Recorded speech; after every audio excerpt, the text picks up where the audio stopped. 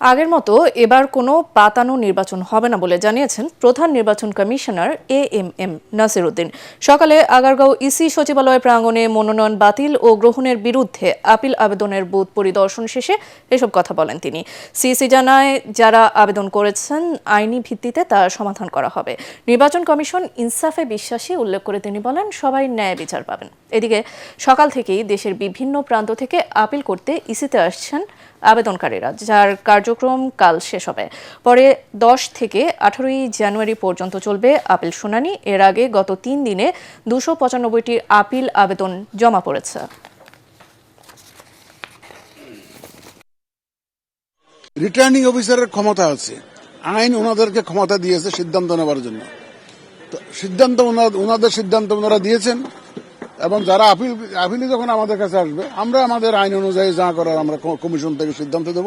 আমরা ইনসাফে বিশ্বাসী এবং আমরা ইনসাফ করবো ইনশাল্লাহ। দেখবেন যে আমাদের হিয়ারিং হওয়ার পরে দেখবেন আপনারা যে আইন অনুযায়ী যা হবে, বিধিবিধান অনুযায়ী যা হবে, আমরা সেই ধরনের সিদ্ধান্ত দিব। কোথাও নমিনেশন ফাইল করতে গিয়ে মারামারি হয়েছে, কোনো গোলমাল হয়েছে, ভায়োলেন্স হয়েছে, এমন কোনো তথ্য আমরা পাইনি।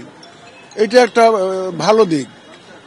এবং এই যে এখানে যে আপিলে যে সবাই আসছে আমাদের এখানে, এটাও তো একটা বড় প্রমাণ যে মানুষ যে কত আগ্রহী, ইলেকশন নির্বাচনের জন্য কত আগ্রহী, এটাও একটা বড় প্রমাণ।